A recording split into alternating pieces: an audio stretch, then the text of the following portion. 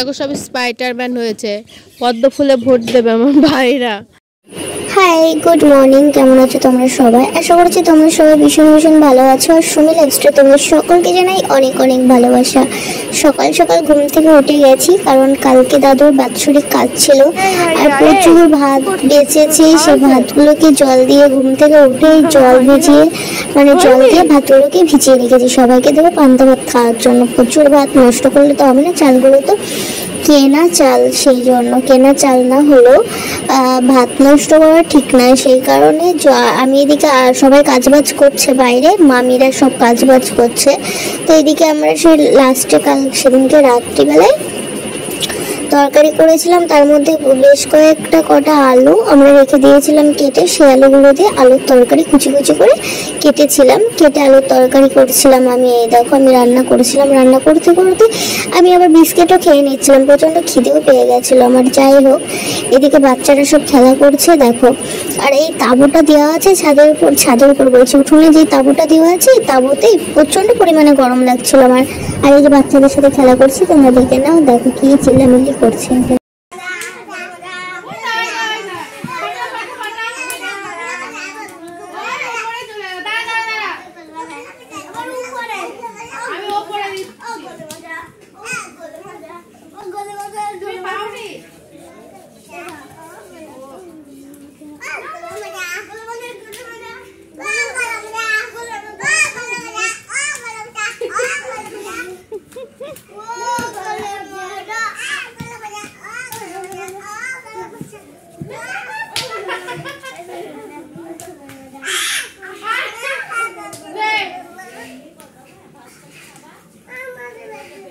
যাও যাও দেবে যাও।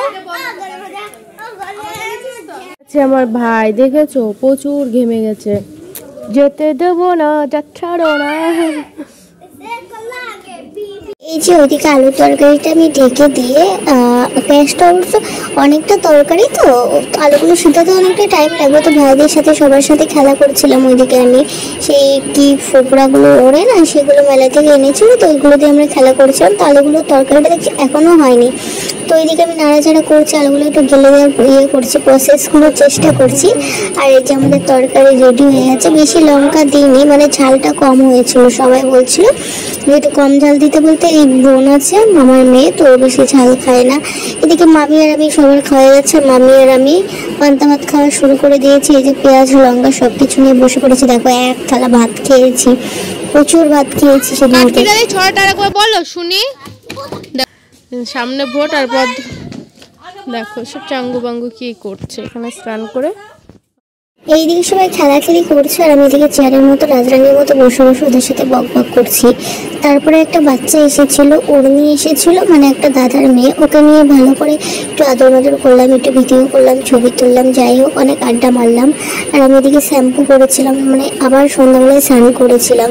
আর সন্ধ্যা টাইপেই দেখতে পাচ্ছি। আর এদিকে আমার ভাই দেখো কি করছে, কি বলে তো পদ্ম ফুলের সেই যেগুলো থাকে না ব্যানারগুলো কি বলে, যাই হোক ওইগুলোকে আমাকে বলছে চড়িয়ে দিতে। এদিকে ছোট ফোনটা নিয়ে এসেছিল রিলস বানানোর জন্য।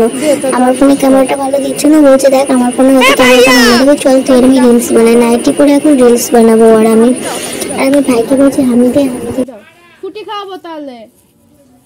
ঠিক আছে, ছাগলটি আসিস। দিন সন্ধ্যাবেলায় চলে গেছিলাম মামার বাড়ির পাশেই স্বর্ণকারের দোকানে মহেন্দ্র কাকা মামার দোকানে, কাকা তো হয় না, সরি মামা হয়, মহেন্দ্র মামার দোকানে। এটা দেখতে পাচ্ছ, এটা ঘোড়ার খোড়।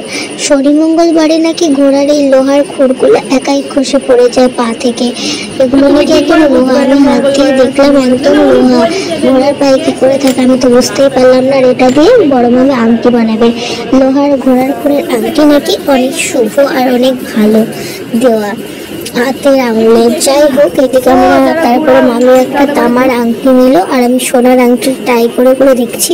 আংটিগুলো পরেছিলাম, কিন্তু আংটির সেই যেগুলো থাকে না রিংগুলো দেখো কি একদম সরু। এই আংটিটার দাম পড়েছিল 10,000 না কত, আর একটা দেখেছিলাম ওটা 9,500। তো না ঘুরালে ও টেনে না যেভাবে ক্ষতি হতো কি পাহাড় হতো পাহাড় না বললে পাহাড় পা আচ্ছা তুই না টাইম তো তাহলে হচ্ছে কি একদম আমি তো চাকা চলে যেতাম। মোবাইলটা পা দেবে মোবাইলটা তো লাগে পা দেবে মোবাইলটা আমাদের ওখানকার চপ খাইয়ে দেবে তোমাকে দেখবা 7-6 টাকা করে নাই।